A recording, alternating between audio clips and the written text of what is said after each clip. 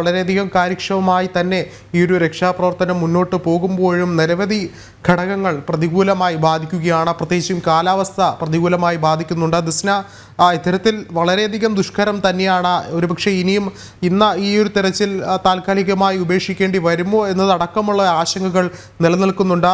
നിലവിൽ അവിടെ എങ്ങനെയാണ് ജനങ്ങളുടെ ഒരു ഭാഗത്തു നിന്നുള്ള പ്രതികരണങ്ങൾ? അവരും ഇപ്പോഴും ഈ ഒരു കാര്യങ്ങളൊക്കെ തന്നെയും തത്സമയമായി വീക്ഷിക്കുന്ന ഒരു സാഹചര്യമല്ലേ ഉള്ളത്? ഒപ്പം തന്നെ ജനപ്രതിനിധികളുടെ എന്തെങ്കിലും ഇടപെടലുകൾ ഈ ഒരു ഘട്ടത്തിൽ അവിടെ ഉണ്ടാകുന്നുണ്ടോ?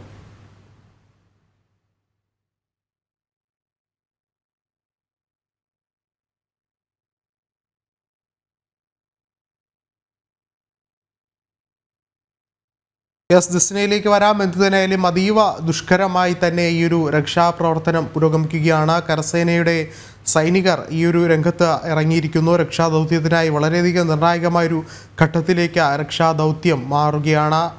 നിലവിൽ പുഴ കേന്ദ്രീകരിച്ചുള്ള ഒരു രക്ഷാദൗത്യത്തിലേക്ക് കടക്കുന്നു. എന്നിരുന്നാൽ കൂടിയും പ്രതികൂല കാലാവസ്ഥ അത് ഈ ഒരു രക്ഷാദൗത്യത്തെ ബാധിക്കുന്നുണ്ട്. നമുക്ക് ആ ദൃശ്യങ്ങളിൽ കാണുന്നത് പോലെ തന്നെ മഴ ഇപ്പോഴും അവിടെ തുടരുന്ന ഒരു സാഹചര്യമുണ്ട്. ഒപ്പം തന്നെ ഇനിയും മണ്ണിടിച്ചിൽ ഉണ്ടാകുമോ എന്നുള്ളൊരു ആശങ്ക കൂടി അവിടെ നിലനിൽക്കുകയാണ്. ആ ഒരു ഭൂപ്രദേശത്തിൻ്റെ ഒരു സാഹചര്യം അനുസരിച്ച വളരെയധികം അപകടകരമായൊരു മേഖല തന്നെയാണ്. മണ്ണിടിച്ചിൽ കൂടുതലായി ഉണ്ടാകാനുള്ളൊരു സാധ്യത നിലനിൽക്കുന്നുണ്ട്. ഒപ്പം തന്നെ മഴയുടെ ഒരു ശമിക്കാത്ത ഒരു സ്ഥിതിയും വളരെയധികം ഈ ഒരു രക്ഷാദൗത്യത്തെ പ്രതികൂലമായി ബാധിക്കുന്നുണ്ട്. ദിസ്ന ഒരിക്കൽ കൂടി ചേരുന്നുണ്ട്. ദിസ്ന, അതീവ ദുഷ്കരമായി ഈ ഒരു രക്ഷാദൗത്യം മാറുമ്പോൾ ഒരുപക്ഷെ ഇനിയും മുന്നോട്ട് എത്രത്തോളം പോകുമെന്ന് അറിയാൻ സാധിക്കില്ല. ഒരുപക്ഷെ ഇനിയും താൽക്കാലികമായി നിർത്തിവെച്ചേക്കുമോ എന്നുള്ളൊരു ആശങ്കയും ഉണ്ടാകുന്നുണ്ട്. എന്താണ് അവിടുത്തെ ആളുകളുടെ ഒരു പ്രതികരണം ഉണ്ടാകുന്നത്? അവരും ഈ ഒരു കാര്യങ്ങളൊക്കെ തന്നെയും ടെലിവിഷനിലൂടെ തത്സമയം വീക്ഷിക്കുന്നുണ്ട് എന്നല്ലേ മനസ്സിലാക്കേണ്ടത്? തീർച്ചയായും വിഷ്ണു, ഞാൻ സൂചിപ്പിച്ചതുപോലെ തന്നെ വലിയൊരു പ്രതീക്ഷയിലായിരുന്നു ഈ നാടൊന്നാകെ എന്ന് തന്നെ നമുക്ക് പറയാൻ സാധിക്കും. ഈ കുടുംബം ഇന്നലെ തന്നെ അവർ പറഞ്ഞിരുന്നു, ഞങ്ങളുടെ പ്രതീക്ഷകളൊക്കെ തന്നെയും അവസാനിക്കാനായിരിക്കുന്നു എന്നൊരു കാര്യം ആ അമ്മ വളരെ ദുഃഖത്തോടെ തന്നെ മാധ്യമങ്ങൾക്ക് മുന്നിൽ പറഞ്ഞിരുന്നു. ഈ ഒരു അമ്മയുടെ വേദന എത്രത്തോളം എനിക്ക് വിവരിക്കാൻ കഴിയുമെന്ന് പറയാൻ കഴിയില്ല വിഷ്ണു. പക്ഷെ അത്തരത്തിൽ മാനസികമായി ആ കുടുംബം ഇപ്പൊ വലിയ രീതിയിൽ തളർന്നിരിക്കുന്ന ഒരു അവസ്ഥ തന്നെയാണ്. മാധ്യമങ്ങളോടൊന്നും തന്നെ അവർ പ്രതികരിക്കാൻ തയ്യാറാവുന്നില്ല. ഒരു നാട് മുഴുവൻ ഒരാൾക്ക് വേണ്ടിയുള്ള കാത്തിരിപ്പ് 129 മണിക്കൂറായി ഈ അർജുനെ കാണാതായിട്ട്. അർജുനെ കാത്താണ് ഈ നാട് മുഴുവൻ നിൽക്കുന്നത് എന്നുള്ളതാണ് അവർ വിശ്വസിച്ചിരുന്നത്. ഈ GPS ലൊക്കേഷനിൽ, അതായത് ഈ മണ്ണ് മാറ്റുന്ന സാഹചര്യത്തിൽ ലോറി കാണുവാനാവുമെന്ന ഒരു വിശ്വാസത്തിൽ തന്നെയായിരുന്നു അവരുണ്ടായിരുന്നത്.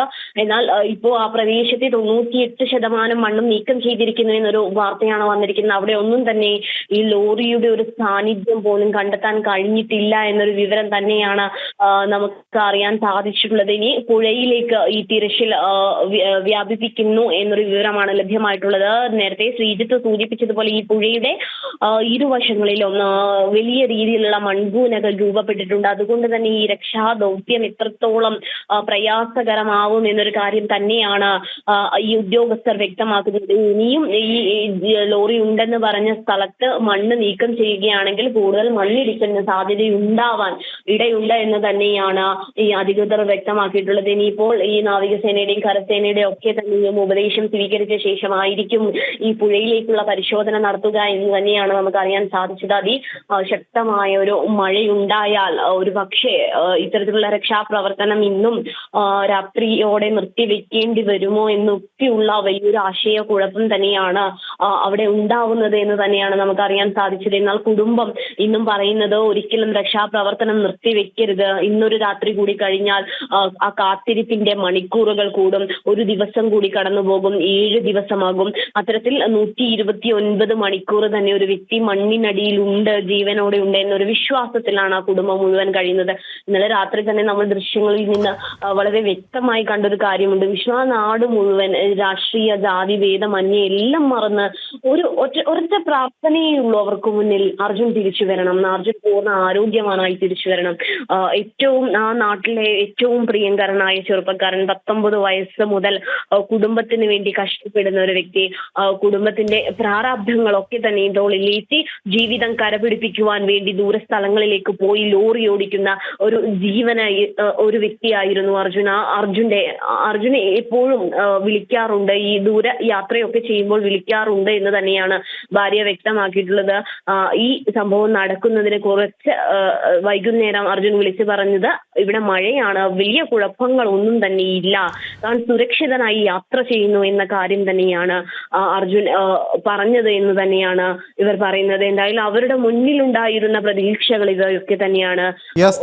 തന്നെയാണ് പ്രതീക്ഷയോടെ കാത്തിരിക്കുകയാണ് അർജുന്റെ കുടുംബം. എന്ത് തന്നെയാലും കർണാടക ശിരൂരിൽ അർജുനായി സൈന്യത്തിന്റെ നേതൃത്വത്തിൽ രക്ഷാപ്രവർത്തനം പുരോഗമിക്കുകയാണ്. വളരെയധികം നിർണായകമായ ഒരു ഘട്ടത്തിൽ തന്നെയാണ് ഈ ഒരു രക്ഷാ ദൗത്യമുള്ളത്. മണ്ണിനടിയിൽ കുടുങ്ങിയ ആളുകൾ എത്രയും പെട്ടെന്ന് കണ്ടെത്താനുള്ള ഒരു നീക്കത്തിലേക്ക് കടക്കുകയാണ്. എന്നിരുന്നാൽ കൂടിയും പ്രതികൂലമായിട്ടുള്ള ഒരു കാലാവസ്ഥ ഈ ഒരു രക്ഷാ ദൗത്യത്തെ ബാധിക്കുകയാണ്.